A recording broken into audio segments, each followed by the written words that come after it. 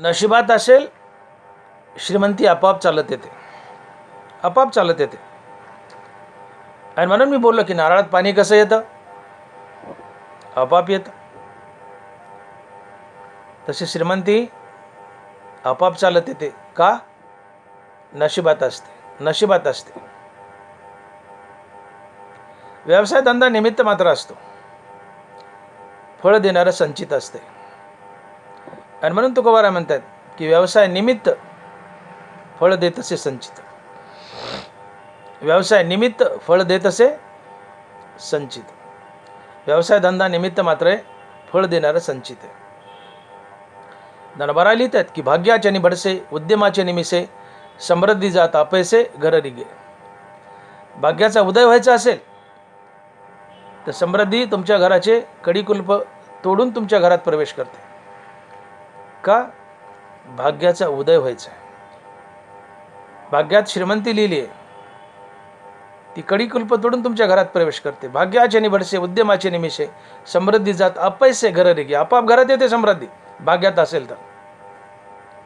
नारळात पाणी कसं आलं? आपाप आलं. जीवनात श्रीमंती कशी आली? आपाप आली. पण का? भाग्यात आहे म्हणून आली, भाग्यात आहे म्हणून आली. आणि भाग्यात नसेल तर निघून जाते. कशी जाते? हत्तीने खाल्लेल्या कवटासारखी. भाग्यात आहे तर श्रीमंती कशी येते? जसं नारळात पाणी आपोआप येतं तशी श्रीमंती जीवनात आपोआप येते. का? ती भाग्यात आहे. पण भाग्यात नसेल आणि भाग्यात नसताना लबाडीने भ्रष्टाचाराने आणली तर ती कशी जाते? हत्तीने खाल्लेल्या कवटासारखी. हत्तीने खाल्लेल्या कवटासारखी निघून जाते. तुम्ही हत्तीला कवट खाऊ घाला आणि दुसऱ्या दिवशी त्याचं शेण चाफा. ते कवट अलगद तसेच्या तसं त्या शेणात पडलेलं असतं, पण त्या कवटाच्या आतला मगच गायब झालेला असतो. हत्तीला कवट खाऊ घाला, दुसऱ्या त्याचं शेण चाफा, त्यात कवट निघेल. कवटाच्या आतला मगच गायब झालाय, बल्ब गायब झालाय आणि कवट कुठेही फुटलेलं नाही. कवट पूर्णतः शाबित आहे, पण आतला मगच गायब झालाय. कसा गायब झाला? हत्तीने गायब केला. हत्तीने गायब केला, पचवला, हत्तीने गायब केला आणि अलगद कवट बाहेर पडलं. कवटाच्या आतला मगच गायब झाला. कुणी गायब केला? हत्तीने गायब केला. भाग्यात नसताना लबाडीने पैसा आणला, गायब होतो. कुणी गायब केला? नशीबच गायब करतो, नशीबच गायब करतो. कारण धर्म हा धनाचं कवच असतो. नाथ महाराज लिहित आहेत की जयाच्या द्रव्यासी जाण नाही धर्माचे संरक्षण, ते काळेची होय क्षीण तेची लक्षण हरी सांगे. करुणी अति सायास जोडला अर्थ बहुवस, त्याशी अधर्मे आला नाश तोच विलास हरी सांगे. धर्म हा धनाचा कवच असतो. धर्मानं धन मिळवलं, धर्मच त्या धनाचं कवच बनतो आणि पिढ्यानपिढ्या त्या धनाचं रक्षण करतो. पण अधर्मानं धन मिळवलं तर अधर्म त्या धनाचा कवच बनतो आणि त्या धनाचा नाश करतो.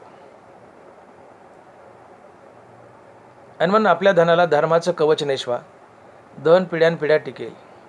आणि लबाडीने जर आणलं, अधर्मानं आणलं तर अधर्म त्या धनाचं कवच बनेल आणि त्या धनाचा नाश करेल.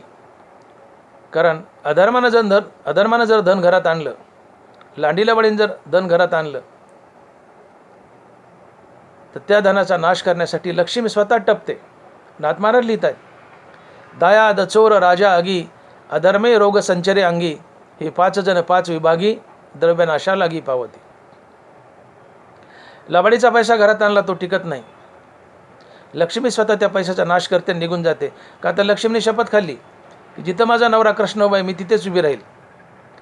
आणि कृष्ण नीती आणि भक्तीपाशी उभा आहे आणि कृष्णापाशी लक्ष्मी. पण घर लबाडाचं आहे. लबाडाच्या जीवनात लबाडी अधर्म आहे. लबाडाच्या जीवनात भक्ती नाही, नीती नाही. भक्ती नाही म्हणून कृष्ण नाही. कारण कृष्ण आपल्या नावापाशी उभा आहे. माझी भक्त गाती जिथे नारदा मी उभा तिथे. कृष्ण आपल्या नावापाशी उभा आहे. नामापाशी कृष्ण आहे, कृष्णापाशी लक्ष्मी आहे. हा सिद्धांत आहे. मग लक्ष्मीला तर आणलं आहे, पण ती घरात ढुंडाळा घेते, सगळं घर ढुंडाळती. इथं कुठं कृष्ण आहे का? पण ते लबाडाचं घर आहे, तिथं भक्ती नाही, नीती नाही म्हणून कृष्ण नाही. कृष्ण नाही म्हणून जायचं आहे का? थांबेल तर कृष्णापाशी. मग लक्ष्मी तुमच्या जीवनात 5 शत्रू सोडते, तुमच्या धनाचा नाश करते, निघून जाते. याला नाथ महाराज म्हणतात, दायाद चोर राजा आगी, अधर्मे रोग संचरे अंगी, हे 5 जण 5 विभागी, द्रव्य नाशा लागी पावती. या 5 शत्रूच्या मार्फत लक्ष्मी तुमच्या धनाचा नाश करते, निघून जाते. यातला पहिला शत्रू आहे दायाद. दायाद म्हणजे आपले भाऊबंद आपल्या वाईटावर टाकतात, आपलं धन लुटतात, वाटून घेतात आणि आपल्याला भिकायला लावतात. भावाभाव त्या धनासाठी काट्याकोरड्या होतात, यादवी माजते, एकमेकाचे डोके फोडतात. आणि म्हणून ज्या घरात लबाडीन धन येतं त्या घरात भावाभावात कधी ना कधी भांडण वाद होतोच, मारामाऱ्या होतातच. आणि म्हणून तुम्हाला सर्रास राज्य दिसतंय, चुलते पुतणे भांडण वेगळं, चुलते पुतणे भांडण वेगळं. याला दायाद म्हणतात नाथ महाराज. भाऊबंद तुमच्या वाईटावर टाकतात, लबाडीन धन घरात आणलं, भाऊबंद वाईटावर टाकतात, तुमचं धन लुटतात, तुम्हाला भिकायला लावतात, मारामारी होते. दायाचा दुसरा अर्थ आहे, लक्ष्मी तुमच्या अवलादीला दुर्बुद्धी फोडते, बाई बाटली ताटली अशा वाईट मार्गाला झुकवते. आणि बाई बाटली ताटली अशा वाईट मार्गाला जाऊन लक्ष्मी तुमच्या पैशाचा नाश करते, अशा या वाईट मुलाच्या हातानं. लक्ष्मी स्वतः तुमच्या मुलाला दुर्बुद्धी फोडते, त्याला बाई बाटली ताटली अशा वाईट मार्गाला झुकवते, वाईट मार्गात त्याला पैसा खर्च करायला लावते आणि निघून जाते. हा दायाद आहे. दुसरं दायाद चोर, तुमच्या धनाची चोरी होते, लबाडीच्या धनाला जोडून चोरी असते, तो पैसा चोरी जातो. दायाद चोर राजा, इन्कम टॅक्सची धाड पडते किंवा नोटबंदी होते. दायाद चोर राजा आगी, ते धन आगीत जळून जातं. किंवा 5वा शत्रू, अधर्मे रोग संचरे अंगी, हे 5 जण 5 विभागी, द्रव्यनाशा लागी पावती. 5वा शत्रू, ते अधर्मी माणसाला, लबाडीन धन आणलेल्या माणसाला नाना प्रकारचे मोठमोठे रोग होतात आणि ते रोग दुरुस्त करण्यात त्याचा पैसा खर्च होतो आणि निघून जातो. आणि म्हणून हरामाचं पचत नाही. लबाडीन पैसा घरात आणलाय पण काय काय वाटोळं झाले, भ्रष्टाचार केलाय, लबाडीन पैसा घरात आणलाय पण काय काय वाटोळं झालं, भाऊबंद वाईटावर टपले, अवलाद व्हायला गेली, घरात चोरी झाली, इन्कम टॅक्सची धाड पडली, धनाला आग लागली, नाना प्रकारचे रोग झाले, रोग दुरुस्त करण्यात पैसा गेला, शेवटी भिकायला लागला, व्यसनी झाला, भिकायला लागला आणि शेवटी भ्रष्टाचाराचं पाप माती राहिलं. अशा प्रकारे भ्रष्टाचारी चारही बाजूने होरपळला जातो, त्याच्या पदरी काहीच पडत नाही, कारण हरामाचं पचत नाही. नशिबात आहे तेवढंच मिळतं, नशिबापेक्षा अधिक आणलं तर टिकत नाही, ते निघून जातं. कसं निघून जातं तर हत्तीने खाल्लेल्या कवटासारखं निघून जातं. हत्तीने कवट खाल्लंय, त्याच्या शेणात ते कवट अलगद मागं पडलंय, कवच साबीत आहे कवटाचं, पण आतला मगच गायब झालाय. कसा गायब झालाय? हत्तीने पचवला. कसं गायब झाला पता नाही, हत्तीने पचवला. असं लबाडीचं धन गायब होतं, या 5 शत्रूमार्फत निघून जातं, तुम्ही भिकायला लागता, कारण तुमच्या भाग्यात नाही आहे. हा शास्त्र सिद्धांत आहे, भाग्यात आहे तेवढंच मिळेल, भाग्यात आहे तेवढंच टिकेल. भाग्यापेक्षा अधिक जर आणलं लबाडीन तर ते टिकणार नाही. या 5 शत्रूमार्फत निघून जाईल, दायाद चोर राजा आगी या शत्रूमार्फत. आणि मग नाथ महाराजच म्हणतात की स्वये शिनता अहोराती, अद्रष्टा वेगळी अनुभरी प्राप्ती, कदा न चढे कोणाच्या हाती, हे साधक जाणती सज्ञान. स्वयशिनता अहोराती, अद्रष्टा वेगळी अनुभरी प्राप्ती, कदा न चढे कोणाच्या हाती, हे साधक जाणती सज्ञान. अद्रष्ट म्हणजे नशीब, नशिबात आहे तेवढंच मिळेल, नशिबापेक्षा अधिक एक फुटकी कवडी मिळणार नाही, आणि मिळवली तर ती टिकणार नाही. आणि मग समय से पहले और भाग्य से ज़्यादा किसी को कुछ भी नहीं मिलता, आणि मिल भी गया तो टिकता नहीं, मिल भी गया तो टिकता नहीं, निघून जात. आणि म्हणून हे सिद्धांत आहेत. तुमच्या कपाळावर जर देवाने लिहिलं असलं गरिबीचा भोग, आणि गरिबीचा भोग आहे, पण तरी तुम्ही भ्रष्टाचारानं लबाडीन जर घरात पैसा आणला तर तो टिकत नाही, निघून जातो. दायाद चोर राजा आगी या शत्रूमार्फत, आणि शेवटी तुम्ही कंगालच राहता, भिकारीच राहता. का? तुमच्या कपाळावर लिहिले भिकारपण. हा गा रोगू काय रोगी आवडे दरिद्र दरिद्रिया, परी भोग विजय बळी अद्रष्टा जने. हे अद्रष्ट नशीब, अद्रष्ट म्हणजे नशीब, हे अद्रष्ट हे नशीब हे बलवान आहे, आणि या नशिबानं तुमच्या कपाळावर भोग लिहिलाय, सटवीने भोग लिहिलाय की आयुष्यभर तुम्ही दरिद्र राहाल, तुम्हाला बरकत येणार नाही, तर तुम्हाला दारिद्र्यातच आयुष्य काढावं लागतं. आणि हा संचिताचा भोग असतो. भोग तो न घडे संचिता वाचून. तुम्हाला त्रास देणार दुसरं कोण नाही, नशीब आहे. नशिबाचा भोग आहे, भोगावाच लागतो. ज्ञानोबा म्हणतात का निदैवाचे व्यवसाय तैसे ठाकती हातपाय, अमंत्रा राज्याचे परी आहे बळाया. निदैवाचे व्यवसाय तैसे ठाकती हातपाय. निदैवी मनुष्य आहे, कापड दुकान सुरू केलं, निदैवी आहे, नाही चाललं, बंद केलं. किराणा दुकान टाकले, निदैवी आहे, नाही चाललं, बंद केलं. खताचं दुकान टाकलं, निदैवी आहे, नाही चाललं. निदैवाचे व्यवसाय, निदैवी आहे, नाही चाललं. वैतागून शेती करायला लागला, ऊस लावला, दुष्काळ पडला, विहीर आटली. निदैवाचे व्यवसाय तसे ठाकती हातपाय, अमंत्रा राज्याचे परी आहे बळाया. एखाद्या राजाला जर मंत्रिमंडळ नसेल तर राज्य कोडमडीला येतं, मोडून जातं. राजाला मंत्रिमंडळ नसेल तर राज्य मोडकळीस येतं. तुमचं भाग्य अनुकूल नसेल तर संसारही मोडकळीस येतो. निदैवाचे व्यवसाय तसे ठाकती हातपाय.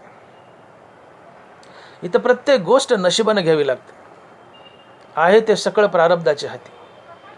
तुम्ही कुणी असा, कुणी लाटसाहेब असा, जागीरदार असा, मग तुम्ही लय श्रीमंत आहेत, जागीरदार, अब्जाधीश आहेत, कोट्याधीश आहेत, तर तुम्ही का तुमच्या स्वेच्छेने जगत नाहीत? मजलागी रोग व्हावे असे कोणी वांछना जीवे,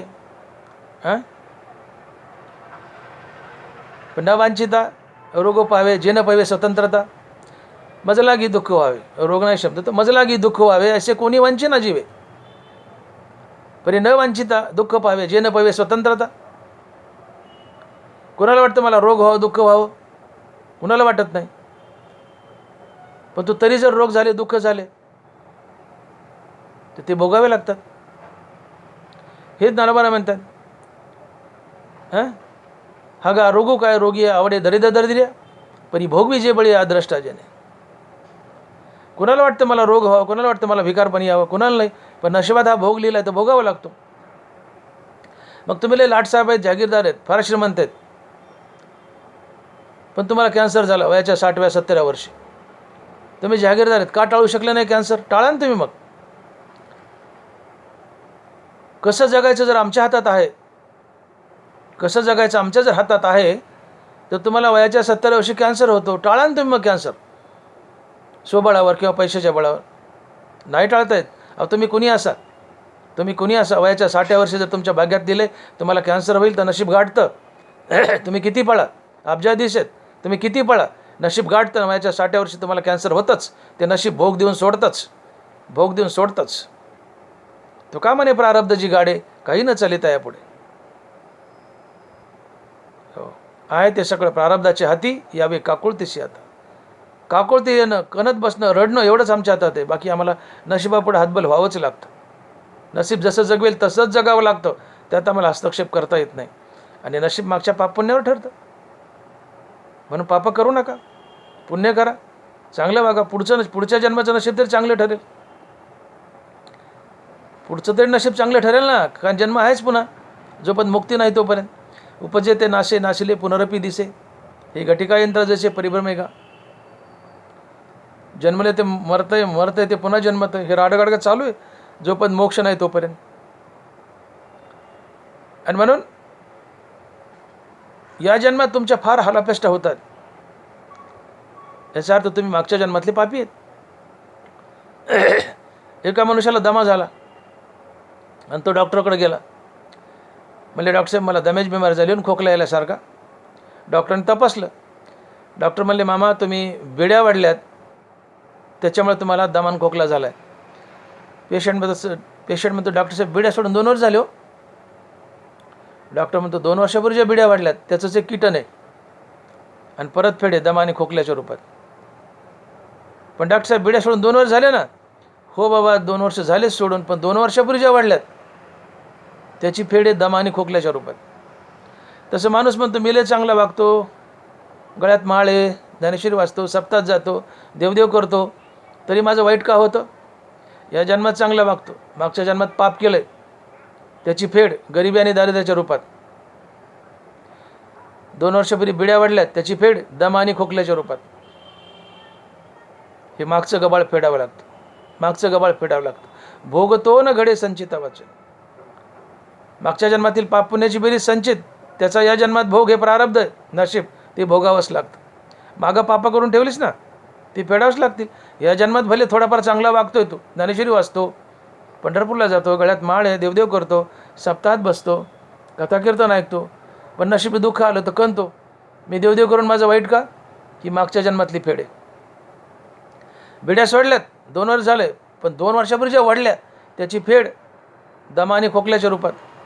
या जन्मात चांगलं वागतो तरी जीवनात वाईट घडतं, ह्याची फेड, ही फेड आहे मागच्या जन्मात वाईट वागल्यास.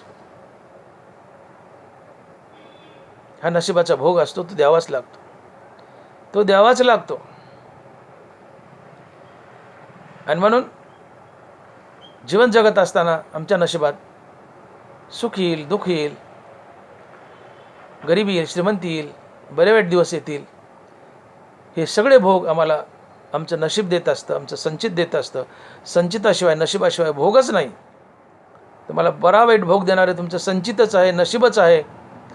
आणि असा बरा वाईट भोग जर जीवनात आला तर तुम्ही खचून जाऊ नका, त्यात समाधान माना. खचून जाऊ नका, समाधान माना. याला तुकोबाराय म्हणतात, ठिविले अनंते तैसेचे राहावे. ठिविले अनंते तैसेचे राहावे. आहे ते सकळ प्रारब्धाचे हाती, यावे काकुळतेशी आता. आमच्या हातात काही नाही हो, नुसतं काकुळतेला ये नाही. नसीब जसं जसं जगवेल तसंच आम्हाला जगावं लागतं, त्यात हस्तक्षेप करताच येत नाही. आणि हस्तक्षेप करता आला असतं ते मोठे मोठे जे श्रीमंत आहेत, पैशावाले, मोठे मोठे शास्त्रज्ञ आहेत, ते आपलं नशीब बदलू शकले असते. पैशाच्या बळावर आणि बुद्धीच्या बळावर जर आम्हाला नशीब बदलता आलं असतं तर आम्हाला एकही रोग झाला नसता, एकही रोग झाला नसता, आमच्या जीवनात दुःखच आलं नसतं, गरिबीच आली नसती. पण फार श्रीमंत आहेत, फार पैशावाले आहेत, तरी नाना प्रकारचे रोग होतात. उलट श्रीमंताला जास्त रोग आहेत. जवळजवळ 90% श्रीमंत they are suffering from diabetes mellitus. 90% श्रीमंतांना BP आणि डायबिटीस आहे.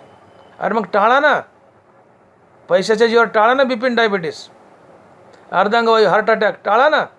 तुम्ही पैशावाले आहेत ना, टाळा ना. नाही टाळतायत, नाही टाळतायत का? ते तुमच्या ललाटी लिहिले, कपाळी लिहिले का? ललाटीचे लिहिले, न मोडेगा काही केले. कपाळावर लिहिले ते कशानेच मोडता येत नाही, पैशाने नाही, कशाने नाही, भोगावंच लागतं, भोगावंच लागतं. आणि मग पैशावाले तर लवकर हार्ट अटॅक येऊन धनाधन मारतात, धनाधन मारतात अकाळीच पैशावाले. टाळा ना मग हार्ट अटॅक, तुम्ही टाळा ना कॅन्सर, तुमचे पैशावाले लोक नाही टाळतात. ते आमच्या हातात नाही, ते नशिबावर आहे. नशीब अचूकरित्या भोग देऊनच सोडतं, देऊनच सोडतं. भोगतो न घडे संचिता वाचुनी, करावे ते मनी समाधान. आणि मग जीवनात येणारी गरिबी, श्रीमंती, सुखदुःख, रोगराई, हे सगळं नशिबाच्या हातात आहे. आदरणीय बाबा आमटे, आदरणीय बाबा आमटे, आदरणीय मिसेस बाबा आमटे, आदरणीय मदर टेरेसा, आदरणीय बाबा आमटे, मिसेस बाबा आमटे आणि आदरणीय मदर टेरेसा, या 3 महाविभूती रात्रंदिवस महारोग्याच्या पुवात खेळत होत्या. पुवात, ग्लोव्ज न घालता उघड्या हाताने महारोग्याच्या पट्ट्या कराव्यात, त्यांच्या दुखाच्या खपल्या काढाव्यात, त्यांचे कपडे धुवावेत. रात्रंदिवस महारोग्याच्या पुवात खेळले हे 3 माणसं. तरी या 3 महापुरुषांना, 3 माणसांना महारोग झाला नाही. बाबा आमटे, मिसेस बाबा आमटे आणि मदर टेरेसा रात्रंदिवस महारोग्याच्या पुवात खेळूनही त्यांना महारोग झाला नाही. हे नशीब नाही तर काय? महारोग्याच्या पुवात खेळतात, त्यांच्या दुखाच्या पट्ट्या करतात, त्यांचे कपडे घेतात, कपडे धुतात, तरी त्यांना महारोग होत नाही. इतकं सानिध्यात राहू नये. पण गावात एखाद्या माणसाला जर महारोग असेल, गावात एखादा महारोगी असेल, तर काही काही माणसं अशी नखरेला असतात गावात, महारोगी बाहेर निघाला कुठं की अरे पळा रे, रगत पिते आला, रगत पिते आला, रगत पिते आला. 100 फुटावून नाकाला पदर लावून लांबून पळतात. नशीबमंत किती पळ, नशीबमंत किती पळ.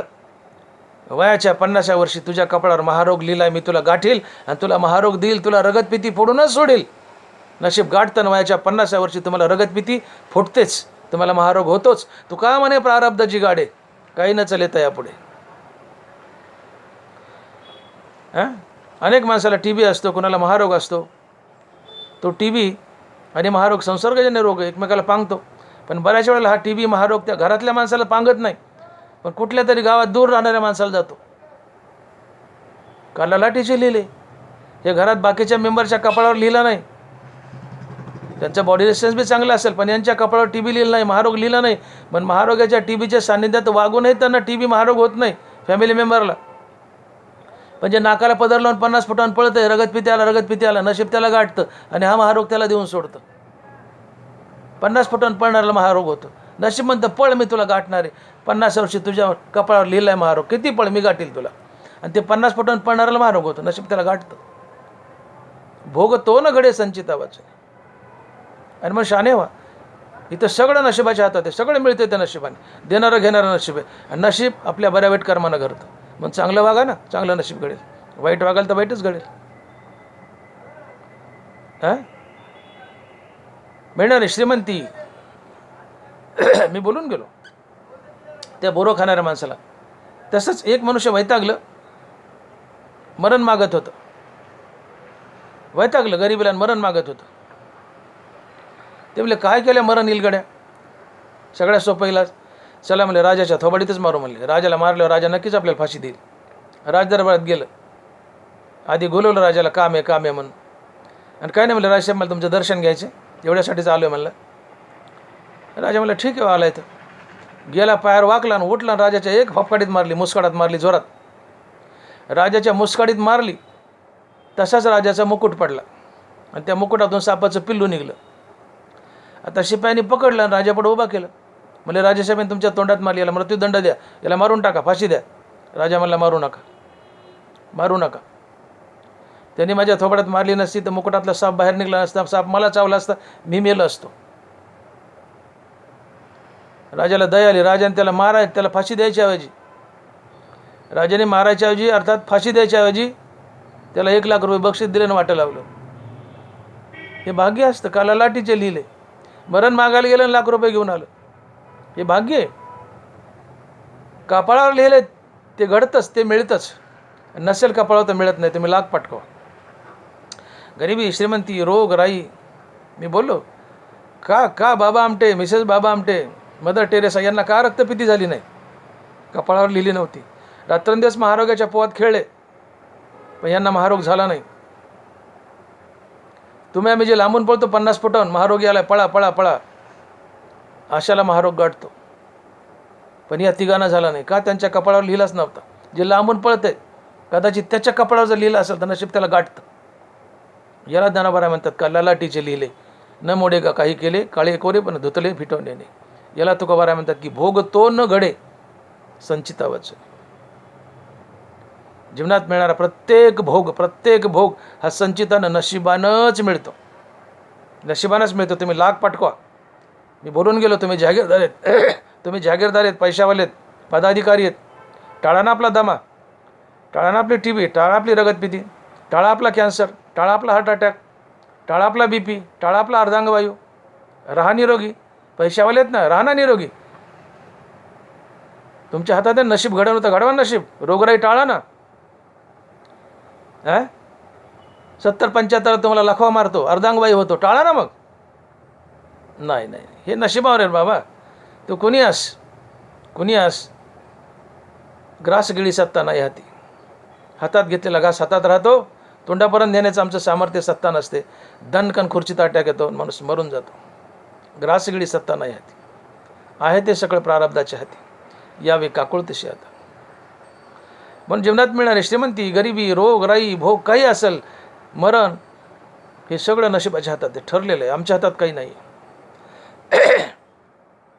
मरणसुद्धा बघा, एका रांगेत 10 माणसं झोपले. साप येतो, अलीकडच्या 9ला सोडतो आणि पलीकडच्या 10व्याला जाऊन चावतो. का अलीकडचे मित्र आहेत का 9? पलीकडे चावला. नशीब नशीब कपाळावर लिहिलं आहे, साप चावून मरशील. साप त्याला बरोबर जाऊन चावतो. किंवा मागच्या जन्मातलं वैर असतं. वैर जन्मांतरीचे सर्पा म्हणून नवचे. नसीब आहे, संचित आहे. गरुडाची आई बिमार पडली. यमाच्या दप्तरात लिहिलं आहे, हिमालयाच्या खोल दरीत या म्हातारीचा मृत्यू आहे. यमाला प्रश्न पडला, ही म्हातारी हिमालय कुठं, म्हातारी कुठं, आणि ही कशी यावी, मीला आणू कसा? पण ती बुद्धी फुटली यमाला की ठीक आहे म्हणले, बघाव जाऊन तर बघाव आपण. असं नसं बघू तर म्हणले हिमालयाच्या दरीत. ते गरुड चतुर होता. गरुडाला वाटलं मी हिला लपवतो यमापासून. त्याने पाठीवर घेतली म्हातारी आणि हिमालयाच्या खोल दरीत गेला. म्हणल्या त्या खोल दरीत यम कशाला येईल, येणार नाही. म्हातारी पाठीवर टाकली आणि गरुड हिमालयाच्या खोल दरीत गेला. आणि म्हातारी टेकवली की आधीच यमराज गेलेला होता. यमराज पुढे हजर, म्हणले थँक्यू. गरुडाला म्हणतो गरुड साहेब थँक्यू. यमराज गरुडाला म्हणतो गरुड साहेब थँक्यू. गरुड म्हणतो कशाबद्दल? ते म्हणले म्हातारी आणल्याबद्दल. म्हणले का? माझ्या दप्तरात लिहिलं आज की गरुडाच्या आईचा मृत्यू आज या खोल दरीत हिमालयाच्या दरीत होणार आहे. माझं काम सोपं केलंस. म्हातारी उचलली, यमराज घेऊन गेला. जन्म मृत्यू अपघात सुख दुःख रोग राई गरिबी श्रीमंती सगळं सगळं सगळं सगळं नशिबावर अवलंबून असतं. हे सगळं नशिबाने घ्यावं लागतं. आणि मग साऱ्या भेनं जाता येतं, कर्माभेनं कुठं जाता येत नाही. कर्माभेनं कुठं जाता येत नाही. कर्म अर्थात नशीब भोगूनच पार पाडावं लागतं. आणि म्हणून असंच जर असेल, इथं प्रत्येक गोष्ट नशिबानेच मिळते. मानवी जीवनात मिळणारा प्रत्येक सुखदुःखाचा भोग नशिबानंच मिळतो. हा शास्त्र सिद्धांत आहे. नशिबानंच मिळतो. भोग तो न घडे संचिता वाचुनी. तुकोबार आहे, भोग तो न घडे संचिता वाचुनी. इथं मृत्यूलोकात मनुष्ययोनीत तुम्हाला मिळणारा प्रत्येक सुखदुःखाचा भोग, कोणताही भोग संचितानं नशिबानंच मिळतो आणि तो भोगावाच लागतो. असंच जर असेल, हा जर शास्त्र सिद्धांत असेल, तर तुकोबार आम्हाला दिलासा देत आहेत की बाबा असंच जर असेल, इथं प्रत्येक गोष्ट नशिबाने घ्यावी लागते आणि नशिबात आहे ते भोगावंच लागतं. असंच जर आहे तर तुम्ही खचून जाऊ नका. त्याचा दटून सामना करा आणि मनात समाधान ठेवा. खचू नका, मनात समाधान ठेवा. आणि वेळोवेळी गोविंदाचं नाम घ्या, तो तुम्हाला सहाय्य करेल. या अभंगाच्या दुसऱ्या चरणात. आणि महाराज लिहित आहेत, मनोनी मनी मानू नये खेदू मनावा गोविंदू वेळोवेळा. मनोनी मनी मानू नये खेदू मनावा गोविंदू वेळोवेळा. तुकोबाराय म्हणतायत, भोग तो न घडे संचिता वाचुनी करावे ते मनी समाधान. मनुष्य जीवनात मिळणारा सुखदुःखाचा भोग अर्थात प्रत्येक भोग, मनुष्य जीवनात मिळणारा प्रत्येक भोग हा संचितानं नशिबानं प्रारब्धानंच मिळतो. आणि तो भोग भोगावाच लागतो, टाळताच येत नाही. तुम्ही कुणी असा, मग असंच जर असेल तर धीट व्हा. धीट होऊन त्याला सामोरं जा आणि मनात समाधान ठेवा. खचून जाऊ नका. आणि मुखामध्ये सारखं गोविंदाचं, भगवान कृष्णाचं नामस्मरण ठेवा. गोविंदाच्या नामानं गोविंद तुम्हाला सहाय्यक बनेल. गोविंदाच्या नावानं तुमची सहनशीलता वाढेल आणि आलेल्या दुःखाचा तुम्ही दटून सामना कराल. आणि म्हणून महाराज म्हणतात की मनोनी मनी मानू नये खेदू मनावा गोविंदू वेळोवेळा. नशीब तुमच्या जीवनात संकट दुःख रोगराई पाठवणारच. नशिबात लिहिलं असलं तर ते सुख दुःख रोगराई अडीअडचणी हे नशीब तुमच्या जीवनात पाठवणारच. कारण नशीब भोगूनच पार पाडावं लागतं. मग नशीब भोगूनच जर पाडावं लागतं, नशीब भोगूनच पार पाडावं लागतं, तर नशीब संकट दुःख रोग राई गरिबी श्रीमंती हे भोग पाठवणारच. मग दुःख पाठवलंय, रोगराई पाठवली, संकट पाठवलेत. त्या संकटानं, या दुःखानं, रोगराईनं खचून जाऊ नका. अडचणीनं खचून जाऊ नका, त्याचा खेद मानू नका, खेद मानू नका, खचून जाऊ नका, दुःख मानू नका. आणि तोंडात भगवान श्रीकृष्णाचं, गोविंदाचं निरंतर नामस्मरण ठेवा. भगवान गोविंद, भगवान श्रीकृष्ण त्याच्या नामस्मरणामुळे तुम्हाला सहाय्यक होईल. आणि भगवान श्रीकृष्णाच्या नामानं मनुष्याची हिंमत वाढते, मनोबल वाढतं, मनुष्य खचून जात नाही, मनुष्य खचून जात नाही. हरिनामाने मनुष्याची सहनशीलता वाढते, हरिनामाने मनुष्याची सहनशीलता वाढते. हरिनाम हे एक चिलकत आहे. युद्धामध्ये लोखंडाची चिलकत जशी तलवारीचे घाव सहन करते, अंगावर चिलकत घातलंय लोखंडाचं, किती तलवारी मारा, युद्धामध्ये लोखंडाची चिलकत जशी तलवारीचे घाव सहन करते, तसं हरिनाम मुखात असेल तर तुम्ही दुःखाचे, संकटाचे घाव सहज सहन करता. तात्पर्य हरिनामानं तुमचं साहस वाढतं, हिंमत वाढते, मनोबल वाढतं, धैर्य वाढतं. हरिनाम मुखात असेल तर तुम्ही खचून जात नाही, आलेल्या संकटाचा दटून सामना करता. आणि म्हणून महाराज दिलासा देत आहेत की नशिबात आहे ते घडणारच. संकट, रोगराई, गरिबी येणारच नशिबात असेल तर त्याचा भोग अचूकरित्या द्यावाच लागणार. पण हा दुःखाचा, गरिबीचा भोग जीवनात आला तर खचू नका, खेद मानू नका. अशा प्रसंगी गोविंदाचं, भगवान कृष्णाचं नाम मुखात धारण करा. तुमचं साहस वाढेल, मनोबल वाढेल, तुम्ही खचून जाणार नाहीत, तुमची सहनशीलता वाढेल आणि संकटाचा तुम्ही दटून सामना कराल. आणि म्हणून दुःखद प्रसंगी नेहमी नेहमी भगवंताचा सहारा घ्यावा, भगवंताच्या नामाचा सहारा घ्यावा. म्हणतो कोवारा म्हणतात की विठ्ठल सुखा, विठ्ठल दुखा, तुकया मुखा विठ्ठल. विठ्ठल सुखा, विठ्ठल दुखा, तुकया मुखा विठ्ठल. दुःखाच्या प्रसंगी, संकटाच्या प्रसंगी, अडचणीच्या प्रसंगी विठ्ठलाचा धावा करावा. तुकोबद्रा म्हणतात विठ्ठल सुखा, विठ्ठल दुखा. जो सुख आणि दुःख दोन्ही प्रसंगात विठ्ठलाच्या नामाचा धावा करतो तो संत असतो. पण ठीक आहे बाबांनो, सुखात देवाच्या नावाचा धावा करत नाहीत, कमीत कमी दुःखात तरी देवाच्या नावाचा धावा करा. शहाणा तो जो सुख आणि दुःख दोन्ही प्रसंगात देवाच्या नावाचा धावा करतो, तो शहाणा आहे, तो संत आहे, किंवा संत पदाकडे त्याची वाटचाल आहे. पण राहिलं सुखात, पण कमीत कमी दुःखात तरी देवाचा धावा करा, देव तिळी उतरल. पण शहाणा तो असतो की जो सुख आणि दुःख दोन्ही प्रसंगी देवाच्या नावाचा धावा करतो, तो शहाणा असतो, त्याचं जीवन धन्य होतं. पण कमीत कमी दुःखात तरी देवाचा धावा करा. तुकोबारा बजावतात, म्हणावा गोविंद वेळोवेळा, मनोनी मनी मानू नये खेदू, म्हणावा गोविंदू वेळोवेळा. नशिबानं दुःख पाठवलं जीवनात, कुठलंही खचून जाऊ नका, दटून सामना करा. आणि दटून सामना करण्यासाठी मुखात गोविंदाचं, कृष्णाचं नाव ठेवा. हे नाम तुम्हाला मनोबल देईल, तुमची हिंमत वाढेल, सहनशीलता वाढेल आणि आलेल्या संकटाचा, दुःखाचा तुम्ही दटून सामना कराल, खचून जाणार नाही, आत्महत्येकडे प्रवृत्त होणार नाही. माणसानं काही करावं पण आत्महत्या करू नये, कारण मनुष्य मेला की सरळ नरकाला जातो. आत्महत्या करून जो मरतो तो सरळ नरकाला जातो. नाथ महाराज लिहितात, आत्महत्या करून निमाला तो मरताची नरकाशी गेला. आत्महत्या करून मरतो तो सरळ नरकाला जातो. का? तुमच्या हातून काही पाप घडलं, तुम्ही प्रायश्चित्त केलं, पाप धुवून जातं. परंतु तुम्ही आत्महत्या करून मेले तर तुमचं शरीर संपतं. शरीर संपलं मग प्रायश्चित्त कोण करील? आणि आत्महत्या ही ब्रह्महत्या आहे. आपला जीव घेणं आपल्या हातात नाही आहे.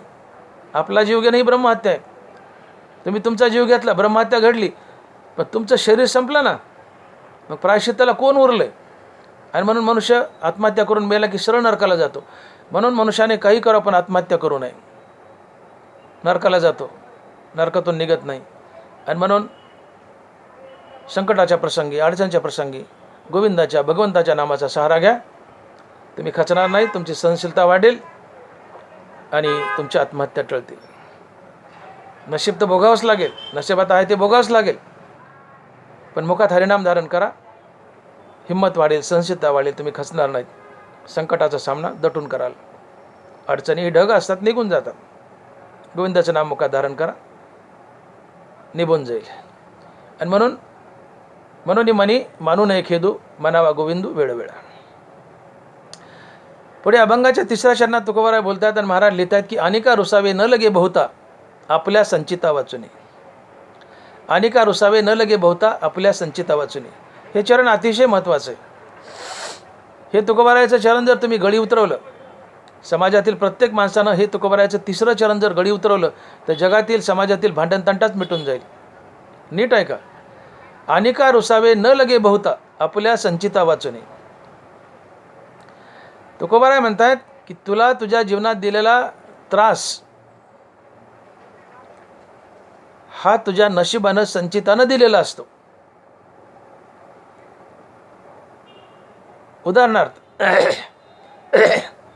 उदाहरणार्थ कुणी एखाद्याने माझ्या थोबाडात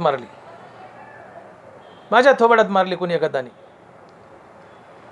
तुकोबाराय म्हणतात डॉक्टर मोठे, समोरच्या माणसाने तुझ्या थोबाडात मारली आहे, तू तुझ्या नशिबावर रुस. ज्या माणसाने थोबाडात मारली त्याच्यावर तू रुसूच नको. का? तर नशिबालाच तुझ्या थोबाडीत मारायची होती, पण नशिबाला हात नाही आहे, पण नशिबानं त्या समोरच्या माणसाचा हात धरलाय, त्याला निमित्त केलं आणि तुझ्या थोबाडीत टाकली. थोबाडीत मारायची होती ती नशिबालाच. थोबाडीत मारायचा भोग तुझ्या कपडा आधीच लिहिला सटविनी 5व्या दिवशी. तुला भोग द्यायचाच होता. नशिबाला तुझ्या थोबाडात चापट मारायची आहे, पण नशिबाला हात नाही, म्हणून नशिबाने समोरच्याचा हात धरलाय आणि निमित्त करून त्याच्या हाताने चापट तुझ्या तोंडात टाकली. समोरचा निमित्त मात्र आहे. चापट नशिबालाच मारायची होती. चापट नशिबालाच मारायची आहे, पण नशिबाला हात नाही म्हणून समोरच्याचा हात धरला आणि तुझ्या तोंडात मारली चापट. मोठे रुसायचं, तू तुझ्या नशिबावर रुस, समोरच्या चापट मारणाऱ्यावर रुसू नको. हे जर चरण आम्ही गळी उतरवलं तर जगातलं भांडण मिटूनच जाईल. भांडणच होणार नाही. आम्हाला कळत नाही. तुकोबाराय जर जाहीर सांगतायत की भोग तो न घडे संचिता वाचुनी. तुम्हाला कोणी चापट मारली, महाराज म्हणतात समोरचा निमित्त चापट नशिबानंच मारली. तुमच्या जीवनात मिळणारा प्रत्येक भोग हा नशिबानंच मिळतो. मग भोग जर नशिबानंच मिळतोय, समाज आणि जग त्याला कारणीभूत नाहीच आहे, आणि भोग जर नशिबानंच मिळतोय, तर तुम्हाला दिलेला त्रास, तुम्हाला कोणी लुटलंय, लुबाडलंय, तुमच्या दिवाळ्या निघले, पैसे बुडवलेत, हाणलंय, मारले, ह्या सगळ्या वाईट घटना, हे वाईट भोग नशिबालाच द्यायचे असतात. पण नशीब त्याला हात नाही, शरीर नाही, म्हणून कुणाला तरी निमित्त करतं आणि तुम्हाला त्रास देतं. कदाचित हे ऋणानुबंधही असतात. मागच्या जन्मातली पिढा असते. तुम्ही मागच्या जन्मात त्या माणसाला त्रास दिलेला असतो, मग नशीब त्या माणसाकडून तुम्हाला त्रास देतं आणि परतफेड करून घेतं. हे ऋणानुबंधही असतात. आणि म्हणून माझ्या जर कोणी थोबाडात मारली तर तुकोबाराय म्हणतात डॉक्टर मोठे, ज्यांनी थोबाडात मारली त्याच्यावर रुसूच नको. रुसायचं तू तुझ्या नशिबावर रुस.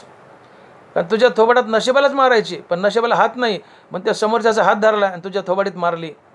तू रुसायचं तुझ्या नशिबावर रुस, संचितावर रुस, त्या समोरच्या चापट मारणाऱ्यावर रुसू नको. आणि म्हणून महाराज म्हणतात की अनिका रुसावे न लगे बहुता आपल्या संचिता वाचुनी. अनिका रुसावे न लगे बहुता आपल्या संचिता वाचुनी. तुम्ही जगावर रुसूच नका. मी चापटीचं नुसतं उदाहरण सांगितले. हजारो प्रकारचे भोग आहेत. जमीन, जायदाद, पैसे बुडवणं, कर्ज बुडवणं, आणि 12 भानगडी, नोकरीहून काढणं, अनेक प्रकारचे दुःख आहेत. जीवनात येणारे सगळे वाईट भोग, सगळे दुःख हे सगळे नशिबानंच मिळतात, संचितानं, प्रारब्धानंच मिळतात. हा शास्त्र सिद्धांत आहे.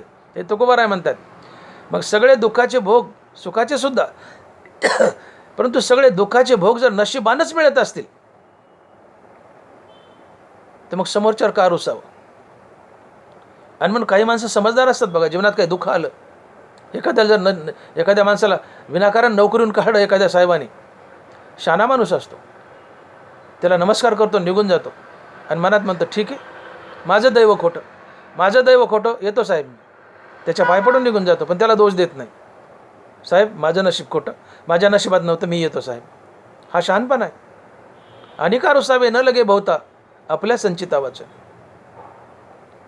हा फार महान शास्त्र सिद्धांत आहे. तुकोबाराय म्हणतात तुम्हाला तुमच्या जीवनात मिळणारा प्रत्येक सुखदुःखाचा भोग हा नशिबानंच मिळतो, नशिबानंच मिळतो. हा जर शास्त्र सिद्धांत आहे, तर तुम्हाला जर कोणी दुःख दिलं, संकट दिलं, त्रास दिलं, तर तुम्ही त्याच्यावर का रुसता? नशिबावर रुसा ना. हां, तुमच्या गाडीचा ॲक्सिडेंट झाला, कोणी ठोकलं तुम्हाला, तर ज्याने तुम्हाला उडवलंय हा त्याचा दोषच नाही आहे. तुकोबाराय म्हणतात, तुझ्याच नशिबात अपघाताचा भोग होता, तुझ्या नशिबात अपघाताचा भोग होता, नशिबाने त्याची गाडी आणून तुझ्या बोकांडी आदळली. कारण मिळणारा भोग हा नशिबाशिवाय इतर कशाने मिळतच नाही. जो भोग मिळतोय दुःखाचा सुखाचा, तो नशिबानंच मिळतोय. मग तुझ्या गाडीचा अपघात हा नशिबाने तुझ्या कपाळावर लिहिला होता, पण नशिबाला गाडी नाही. मग समोरच्या गाडीत नशीब बसलं, नशीब पुढच्याच्या गाडीत बसलं आणि त्याची गाडी आणून तुमच्या गाडीला आदळली. मग महाराज म्हणते, ज्याने गाडी तुझी ठोकली त्याच्यावर रुसू नको रे बाबा, त्याला जाऊ दे, त्याच्यावर केस करूच नको, तू तुझ्या नशिबावर रुस. कारण हा गाडी ठोकायचा भोग नशिबाने तुझ्या कपाळावर पहिलाच लिहिला होता, नशिबाने तो घडून आणला. ज्याने ठोकली गाडी त्याच्यावर रुसू नको, नशिबावर रुस. आणि का रुसावे न लगे भोवता आपल्या संचिता वाचूने. आणि म्हणून आपल्या जीवनात बरे वाईट प्रसंग आले, तर ज्या व्यक्तीमुळे बरे वाईट प्रसंग आले त्याच्यावर रुसू नका, आपल्या नशिबावर रुसा. नशिबाशी कॉम्प्रोमाइज, कारण पुढे चला जीवन सुखमय होईल. अन्यथा विनाकारण भांडणं वाढतील. तू मी वाढेल. महाराज शेवटच्या चरणात बोलत आहेत की तुका म्हणे भार घातली आवरी होईल कैवारी नारायण. तुका म्हणे भार घातली आवरी होईल कैवारी नारायण. असा जर शास्त्र सिद्धांत आहे की जीवनात मिळणारा प्रत्येक सुखदुःखाचा भोग हा नशिबानंच मिळतो, संचितानंच मिळतो, प्रारब्धानंच मिळतो, असा जर शास्त्र सिद्धांत आहे, तर बाबा तुझ्या हातात काय? तुझ्या हातात एवढंच काकुळतीला येणं. मग आपल्या जीवनाचा सगळा भार देवावर घाल आणि देवाचं नाव घे ना. सगळा भार देवावर घाल आणि देवाचं नाव घे. देवाचं नाव घेतलं की देव कैवारी होतो, देव कैवारी होतो. भार घाली देवा न लगे देश डोई घ्यावा. सोपं हो. ज्या लोकांना कारखान्याला ऊस तोडायला जावं लागतं, तर देवाचं नावच घेत नाहीत. देवावर भार घातला, देवाचं नाव घेणं, देवाचं नामस्मरण केलं की सगळा भार देवावर पडतो. तुमच्या भरणपोषणाची जिम्मेदारी देवाची असते. बायकोच्या गळ्यात मंगळसूत्र घातलं, तिथून पुढे तिला पोसायची जिम्मेदारी नवऱ्याची. तुम्ही तुळशीची माळ घाला आणि देवाचं नाव घ्या, तिथून पुढे तुम्हाला पोसायची जिम्मेदारी देवाची. पण आम्ही माळा घालताना देवाचं नावं घेत नाहीत, आम्ही आमच्या पायावर जगू म्हणतात, मग हालापेष्टा होतात. बार घाली देवा न लगे देश डोई गा. आणि म्हणून नरबरा म्हणतात की किती पळशी कर्मा भेनं बाप रखमा देववरा विठ्ठला शरण केली कर्मे निवारी नारायण. साऱ्या भेनं जाता येतं, कर्मा भेनं कुठं जाता येत नाही. आणि मग पळू नको, घाबरू नको, देवावर भार घाल, देवाचं नाव घे. तोच तुझा तारक, तोच तुला जगवेल, तो तुझा कैवारी होईल. या सगळ्या नशिबाच्या संकटातून, अडीअडचणीतून तुला दूर करेल, तारेल. आणि मग महाराज म्हणतात की नशिबाच्याच हातात आहे, नशिबाचे भोग द्यावेच लागतात. तर खचून जाऊ नको. सगळा भार आपल्या जीवनाचा देवाच्या अंगावर घाल, तू देवाचं नाव घे आणि सगळा आपला भार देवावर घाल. देव कैवारी होईल, तुला तारून नेईल. तुका म्हणे भार घातली आवरी होईल कैवारी नारायण. विठोबा रखुमाई, जय जय विठोबा रखुमाई, विठोबा रखुमाई, जय जय विठोबा रखुमाई, जय जय विठोबा रखुमाई. यथामती आपण अभंगाचा भावार्थ पाहिला. सारांश तुकोबाराय म्हणतात की भोग तो न घडे संचिता वाचोनी करावे ते मनी समाधान म्हणून मनी मानू नये खेदू मनावा गोविंदू वेळवेळा. आणि का रुसावे न लगे बहुता आपुल्या संचिता वाचून या. तुका म्हणे भार घातली आवरी होईल कैवारी नारायण. महाराज म्हणतात की भोग तो न घडे संचिता वाचोनी करावे ते मनी समाधान. तुकोबाराय एक फार मोठा शास्त्र सिद्धांत मांडतात आमच्या पुढं. महाराज म्हणतात की मनुष्य जीवनात तुम्हाला मिळणारा सुखदुःखाचा भोग हा तुमच्या संचितानं, नशिबानं, प्रारब्धानंच मिळतो. तुमच्या जीवनात मिळणारा सुखदुःखाचा भोग संचितानं, नशिबानं, प्रारब्धानंच मिळतो.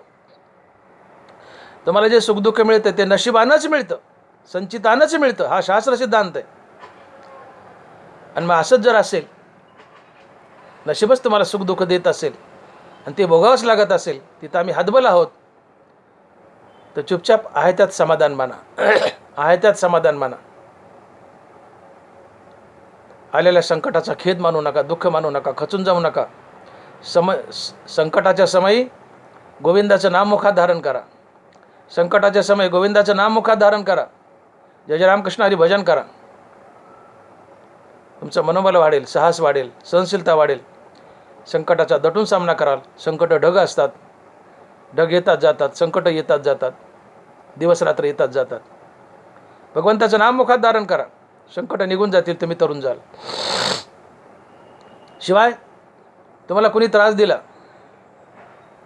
हाणलं मारलं तर ज्यांनी हाणलं मारले त्रास दिला त्याच्यावर रुसू नका, नशिबावर रुसा. कारण हा त्रास नशिबालाच द्यायचा आहे. पण नशिबाला शरीर नाही, हात नाही. पण नशीब कोणाला तर निमित्त करतं, पुढं करतं आणि त्याच्या हातानं तुम्हाला त्रास देतं.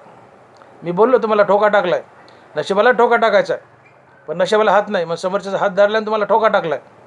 महाराज म्हणतात रुसायचं, नशिबावर रुस, तुझ्या ठोका टाकणार रुसू नको. आणि हे सगळं करत असताना तू भगवंताचं निरंतर नामस्मरण कर आणि सगळा भार देवावर घाल. देव तुझा कैवारी होईल, तुला अडचणीतून संकटातून तारून नेईल आणि पुढे भविष्यात तुझं कल्याण होईल. नामस्मरणानं तुझा उद्धार होईल. आणि म्हणून मानवी जीवनात मिळणारा प्रत्येक सुखदुःखाचा भोग हा आपल्या संचितानं नशिबानंच मिळतो. आणि म्हणून कुठला खेद करू नये, मनात समाधान मानावं, भगवंताचं नाम मुखात धारण करून जीवन जगावं. आणि म्हणून महाराज म्हणतात की भोग तो न घडे संचिता वाचोनी, करावे ते मनी समाधान. ज्ञानेश्वर माऊली, ज्ञानराज माऊली तुकाराम. ज्ञानेश्वर माऊली, ज्ञानराज माऊली तुकाराम. जय विठ्ठल जय जय विठ्ठल, बोली लिले कुरे वेडी वाकुडी उत्तरे. ज्ञानदेव तुकाराम, ज्ञानदेव तुकाराम. तुकाराम तुकाराम तुकाराम तुकाराम तुकाराम तुकाराम तुकाराम. पुंडलिक वरदे हरी विठ्ठल श्री ज्ञानदेव तुकाराम.